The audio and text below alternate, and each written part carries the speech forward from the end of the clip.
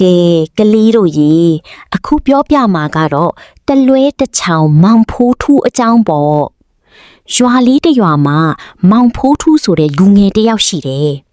သူကအလုတ်တော့စူးစားပါရဲ့ဒါပေမဲ့နည်းနည်းတော့တလွဲတစ်ချောင်းလုတ်တက်တာပေါ့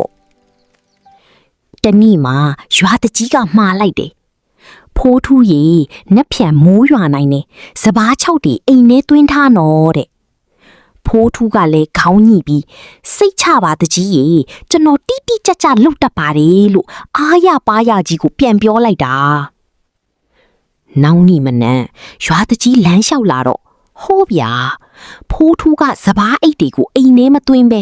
အိမ်ပေါ်ကမိုးကာကိုဖြုတ်ပြီးစပားပုံပေါ်သွားအုပ်ထားတာတွေ့လိုက်ရပါလိရော